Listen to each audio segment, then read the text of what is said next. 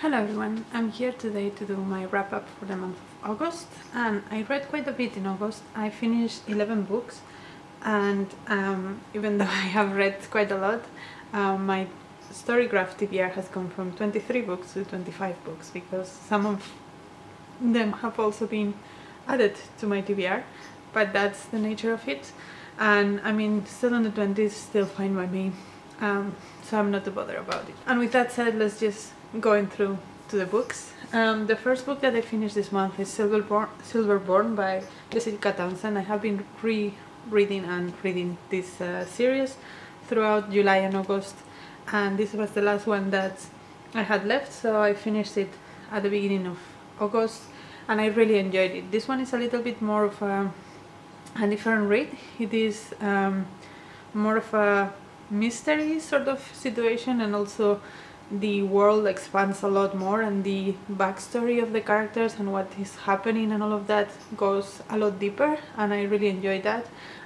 So yeah, so far really enjoying the series, and I'm really happy that I read this and can continue in the next book when it comes out. The next book that I read is Sister-in-Law by Harriet Wistrich, and this was a non-fiction about all the ways in which laws are not designed to favor women, and I really enjoyed this. This is a really good book, one that makes you think and makes you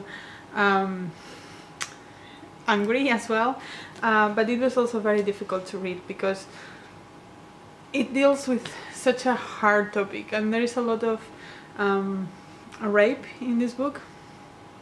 There is a lot of hardship, there is a lot of just really horrible things that these women go through, and so it makes it very heavy and very difficult to read, but not because the book is bad, but because of the things that are happening.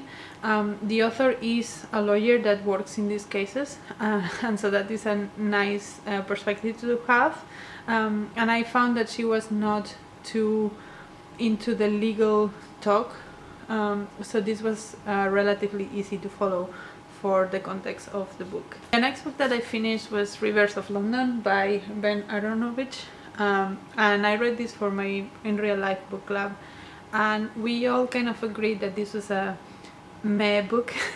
It was not bad. I think the concept of it was very interesting. This is about, it's a murder mystery in a fantasy world in which each of the rivers of London are an actual person, and obviously now we only know the Thames, but there are a lot of smaller rivers around London that some of them are covered, some of them are not covered, some of them are dry, but all of them are personified in this book, and we kind of follow this detective that at first he didn't know that magic was a thing, and then he starts discovering through his work that there is a lot of magic, like a second world within London that has a lot of magic, and so all that was very cool, but I think the execution was not as good as the concept was. I think the characters were very two-dimensional and very misogynistic, very misogynistic, and this was not published that long ago. I think it was 2011, just something like that. Yeah, 2011, and I feel that it should be, the representation should be better, but it wasn't, so that was not great. And I also felt like the plot sometimes, like the pacing of it moves so fast that we didn't have time to actually try to guess what was happening or try to understand what was happening. It just happened so fast that you couldn't follow it easily, so yeah, this was okay. And the next book that I finished was The Will of the Many by James Islington, and this was very good. I can see the hype. I can see why everyone is so hyped about this. The story and the way that it was told was very gripping. From the beginning we were following this boy that he's an orphan, and we kind of learned why he was an orphan, and so we move in kind of the lower side of the hierarchy. It is a very hierarchical system in which they have like Primus, Duos or something, Septimus, Octavi. So the Primus are the ones that get kind of energy from all of the other things. It's like a pyramid, and the Octavi is the ones that give the energy, and then the Septimus get energy from the Octavi, and then they have to give some of it to the Sextus, and blah blah blah. And so it's very hierarchical. It's based on Roman Empire, and so it's also a very military world. Not necessarily, I mean, it is violent, but it's not necessarily like the violence that I found a bit off-putting. It was more of the military side of things, like how much people were supposed to just follow what they were told and not question, and they were almost not allowed a personality. And yeah, we follow this boy in this world in which he's an orphan, so he is destined to probably be in the lower classes, but he's determined to not be in the lower classes. He doesn't want to be part of this system that takes and gives energy. And lucky for him, he is kind of adopted by this guy that wants to put him through an academy for reasons of his own. And so we go into this academy in which he has to fight his way through to be in the top classes and graduate in the top classes. And again, for reasons, everyone has their own reasons. And the way that it's written, it's very captivating. Although the first couple of pages I almost didn't have because it's so overwritten. There are like sentences that run for 5 lines, but it comes down on that, and then it's very creepy in the way it's told, the way that the world is developed is very good, and the characters felt very fleshed out. They are very single-minded sometimes, but it does feel within their character and within their time in life, the time that they have had. And also most of the characters are teenagers, and teenagers in general are very single-minded. So I like this quite a lot. As I said, the world building, like not the world building, but the world was not my favorite. But that's on me, that's not on the book, and I think as a book it's a very good one, and I want to continue this. The next book that I read in August was The Books That Devoured My Father by Afonso Cruz, and this is a very short book. I also read this for a book club, and this was the opposite to the previous one. I hated this. I mean, at the beginning it was not too bad.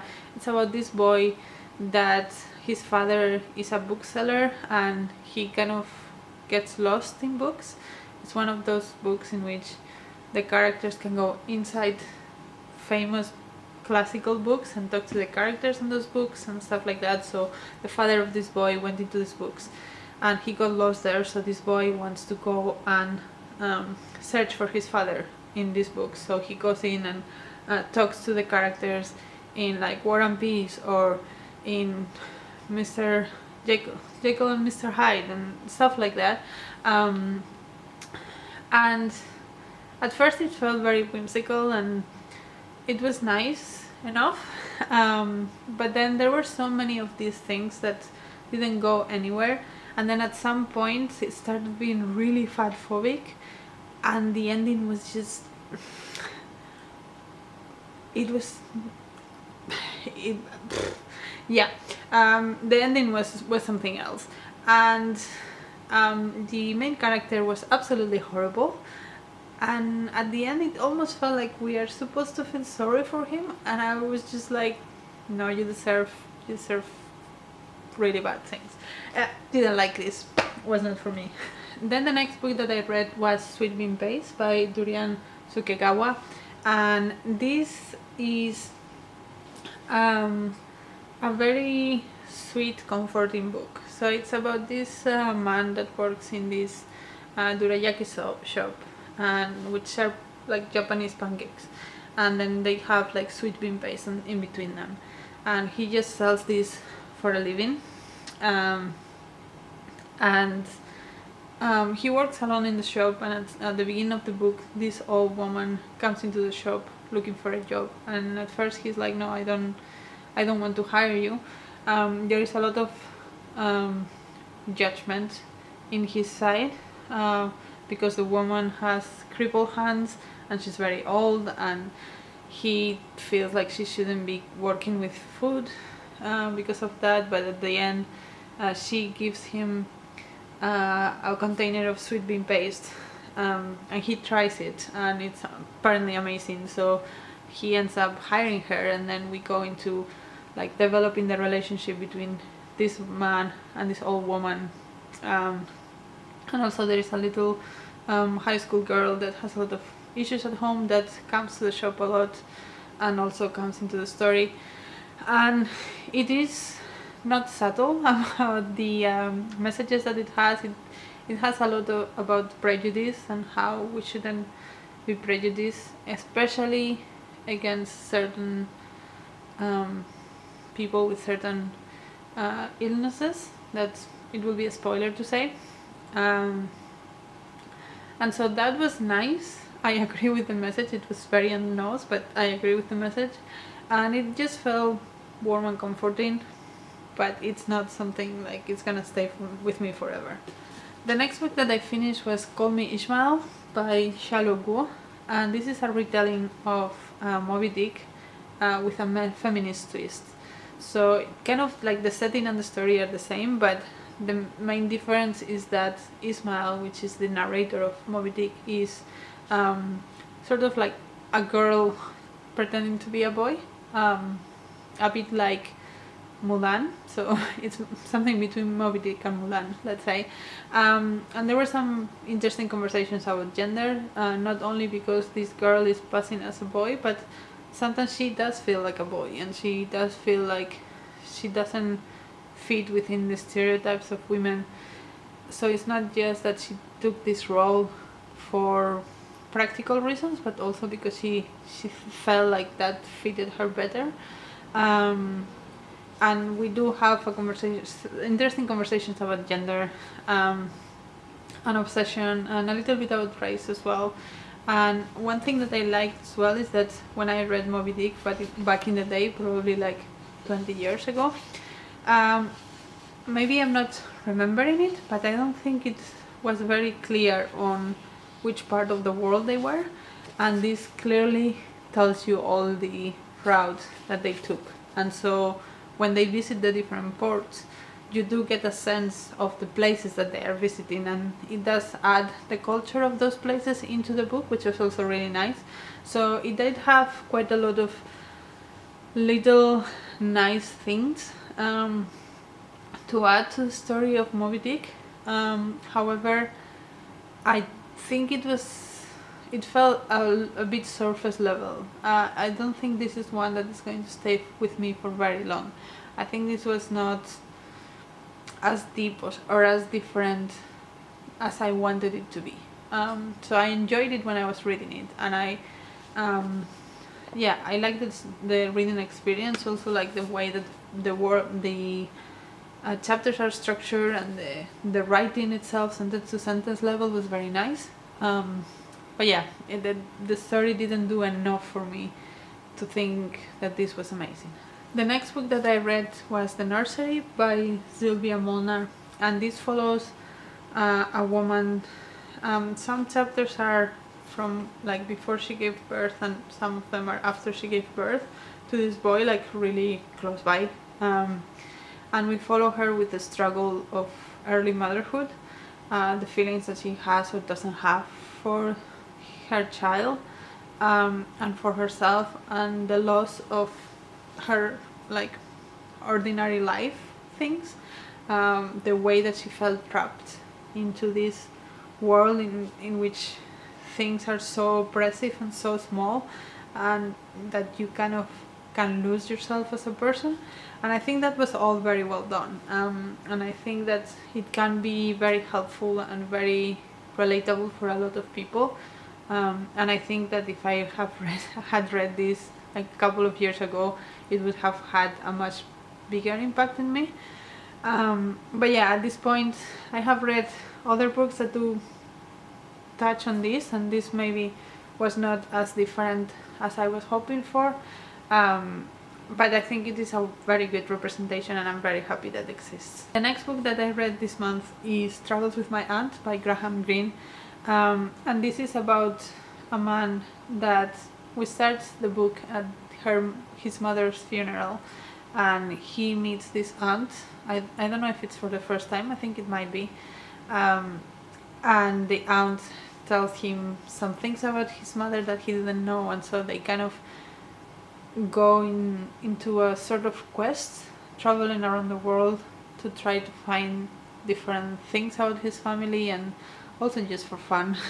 They do develop this very interesting relationship. I thought this was okay. The humor feels kind of dated, and not because it's offensive now, but because it's just not funny now. For the amount of traveling that they did, there was not a lot of atmosphere in the book, and it felt also like going from the UK to Paris was like this amazing big thing, and maybe at the time it was, but now it isn't. And so trying to portray Paris as this very exotic place just doesn't hit the same now. So yeah, I think this didn't age particularly well, and I don't think it was doing anything particularly interesting in my opinion. So yeah, that was not for me. Then I read 2 books that were NetGalley proofs. Yeah, thank you NetGalley for providing me these proofs. The first one was A Circle Outside by Linda Rosewood, and this was about, it's a historical fiction, I think, about this group of women. They were lesbians, and they created like a community in this small part of California, and they were very supportive of each other, and there were no ties. When you join this group, you're not necessarily expected to do anything that you don't want to do. Like you're not supposed to, I don't know, clean the house every once in a while or whatever. Like those things just organically get done. There's no like expectations of you bringing money to the community or you doing something specific for the community. That is expected to be developed throughout living there and enjoying other people's company and wanting to support the community that you are in rather than being imposed on them. And I really enjoy the aspect of the community. Also, I think there are some conflicts, and the way that they try to resolve them resonates a lot with my experience of groups that are a little bit trying to be out of the system, if you will. So I enjoyed that representation and those discussions, but I didn't like the characters themselves. They read like teenagers, and they read like annoying teenagers, that they are just so into their heads and about all their romantic relationships and stuff that I just didn't care too much about.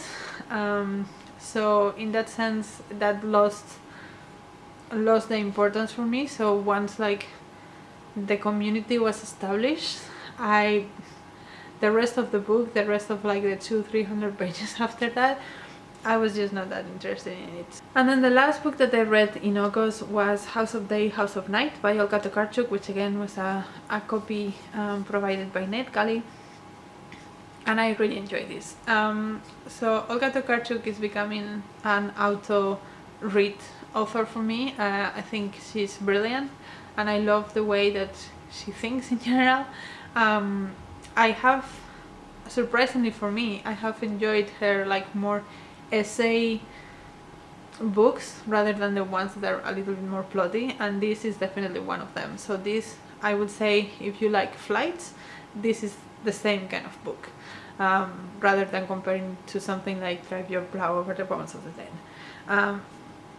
It is about this small town village in Silesia, which is the area of Poland close to Czech Republic and Germany, and it is set in a moment in which Germany doesn't have the best relationships with Poland, and this part of Poland has been German before.